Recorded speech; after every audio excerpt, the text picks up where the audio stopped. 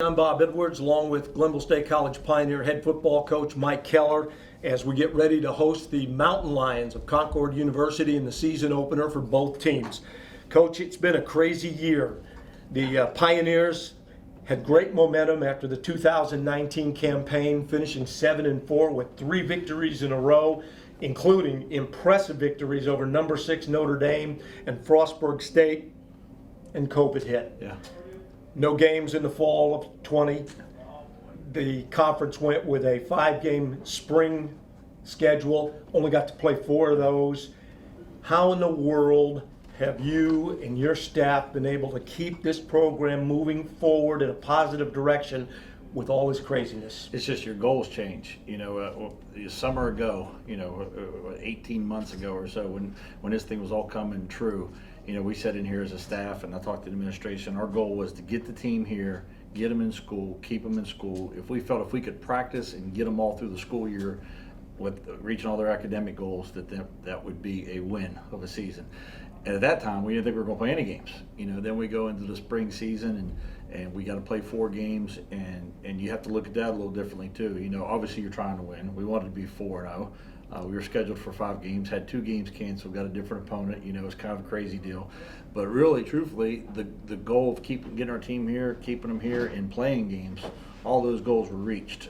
Now we hope that momentum leads into a more, it's still not normal, but closer to a normal situation where we could go out and win some games. With all of the things that go into coaching a program at the collegiate level, now you add the COVID protocols, which the school and the conference have put in place to try and keep everybody safe. Mm-hmm. That just compounds the difficulty. Big coaches really struggle with that. We struggle with, I like to know what play we're going to run at Tuesday at what time and who's going to be running it. And now all of a sudden, you got a kid who's, in a COVID protocol and you don't get to see him every day. If he hurts his ankle, you're checking with the trainer and see what's going on. It's different. We're not alone in the situation. Right. It just kind of is what it is. I think everyone's doing the best they can as we're learning as we go with this thing, and I think we got to give our conference and our school and all the health, departments around and this staff. You got to give them some credit to even be able to play a football game. Absolutely. A lot of conferences didn't play at all last year, and at least the Mountain East Conference tried. In the spring, you played without a lot of key performers for you for a variety of reasons. Some of them didn't have an extra term that they could waste in eligibility. Some of them were involved in other sports. Some of them didn't like the COVID, situation. So for a lot of different reasons, you were playing without them. A lot of them are back now here in the fall. We feel more complete than we did in the spring, and that was one of the issues. We introduced captains last night. Javon Butler got announced as a captain, and when I introduced him as a captain, I said, when I got here, Javon was an all-conference track athlete as well as football, and they were trying to decide how to handle that. And I said, listen, give me the fall, give football the fall, and we'll give you the spring. And I said, now, that was pretty smart on my part until a global pandemic hits and he has to go run track in the spring, and I don't get to use him for football. But we had some of that. We had a lot of that, to be honest with you. And I don't know if we had more or less than most, but I do know that it definitely hurt us. And I do feel more complete now. I wish those guys would have been able to play in the spring. Not really for the win-loss record, just so they could have played. And so now we got a lot of guys who haven't played ball in a year. Coaches will find something to worry about. Javon Butler back. Zay Huff had a fine spring, I thought. Starting a new quarterback tonight. Yeah. You're surrounding him with a lot of weapons. Yeah, well, we got Trey Golly transferred in from West Virginia Wesleyan as a grad student. We signed a Ryan Bonner, Kyrie Wallace. We've got some guys, there who've had some collegiate success at the wide receiver position and got the talent to really have some success. I'm a little worried about running back. Alfred Minger won't be going tonight. He got a little dinged up in a goal line run a few days ago in practice. And we got Bernard Danke there, and we're waiting to hear eligibility on another kid that we're holding. So we could be really healthy there soon, but right now we're not as deep there as we need to be. Now Irvin will be getting his first collegiate carries tonight, and he's a special kid. He's a bug on a rug. It's just anytime you're a true freshman, you're very unknown. Your good friend and colleague, Coach Hill, takes over as a defensive coordinator.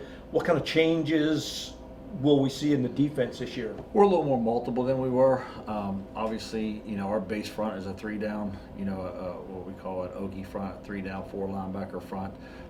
Against teams that are primarily spread teams like Concord, you're not really in that as much. You're more in your sub and nickel packages. So, we'll be playing a lot of ball tonight with 5, sometimes 6 DBs on the field. That's the biggest change we made. I mean, Brian's an enthusiastic guy. I think his attitude's contagious. I think that's going to rub on not just any defense he coaches, but any staff he's with, and I think you'll see that tonight. But schematically, you're going to see more DB looks. And you two know each other well. You've coached a lot of places together, been there, been away, been back together. So you guys know how you like to work with each other. Certainly. We played here together for 1 year. Then he was on Coach Rodriguez's staff in 1990 when I was quarterbacking. And I saw him go through the coaching ranks. And at that time, they were thinking I was going to be a head coach or anything, but I always knew that we would work together. And when I got my first head coaching job, coincidentally, at Concord, Brian was the first guy I called. And called him, and he came up and he coached our defensive line and was our D coordinator there for a season. Then he got a chance to move on to an FCS program, and when I had a chance to hire him back again later at Lenore Ryan, and then of course here, every time if I got a chance to hire Brian, I'm going to. You face Concord tonight. Not a lot of film to watch on them. They've got a new coach in Coach Walker. They only played 1 game in the spring because of COVID issues. And, it was, throwing the ball all over the lot. What do you expect from them tonight offensively? He's got a very good quarterback. I saw the kid, I saw his junior college video, and when they signed him, I knew he'd be very good. And actually, we prepared for this game in the spring. We were supposed to play in the spring, and it got canceled. And when I got that video, I said, man, this kid could get back, and he could throw it. He throws with a lot of confidence. He's got a lot of skill around him. The Bowie kid from Martinsburg, who we recruited heavily, is a very good receiver. He's got the one kick returner, punt returner, 14 that plays in a slot for him. Who's special, I think, with the ball in his hands. And they went out and signed a couple guys, a couple JC kids, brought in some freshman skill from down south. And, that's our biggest worry is just containing the skill level they got, especially with the quarterback they have. Got to try and make them run it more than they want? Yeah, I mean, some of that will be game situational stuff. I mean, you hope our front, the best pass coverage you could have is a dominant defensive front. That's our hope in the game. We got a lot of skill back there ourselves, but it's hard to stop a guy who's an accurate thrower. And, our guys are going to be, I'm hoping they're up to the challenge. Defensively, they got a lot of starters back, but in their last full season, they were 1-10. Yeah. Well, they played us really tough here. We beat them in overtime. They got a bunch of guys that'll play hard. Got a lot of starts under their belt. They won't be big-eyed tonight. They've been in the college football scene before. I watched them one game 500 times. Normally I watch a bunch of games a little bit. Now I watched one game a bunch of them, and they know what they're doing. They got a very good defensive coordinator. He was at West Virginia Wesleyan a couple years ago. I've known him for a number of years. He's an aggressive play caller. They'll have a good scheme. I imagine they're going to play a lot of DBs, try to get all their speed on the field they can, and it ought to be a good challenge for our kids. Turnovers always the key. Every game, any level, high school, midget league, all the way up to the pros. Other than that, give me some keys for the Pioneers to be successful. Well, you said it. I mean, obviously that turnover battle. I mean, if I can't remember last time I didn't go into a week thinking take care of the football. The key for us will be the field position game. They got a really good kick return game. I'm interested to see how well our kick return game does. I like our kickers and punter. So I hope we have some success there. The big thing will be limit the big plays. If our skill guys, if we have a lot of explosive with our skill guys and we limit the amount of explosives they have with our skill guys, then we'll be in good shape. Talk to me a little bit about the health of your team. You've touched on it a little bit. Well, we've got, Alfred's out. We got 4 different kids out that are in the COVID protocol. 3 of which would be, all 4 will play a decent amount. 3 of which could be really helping us. It's just, it is what it is. I would imagine they got some of those same issues. And, the thing about it is none of these kids are sick. It's just, it's more where they get caught up in the protocol. Right.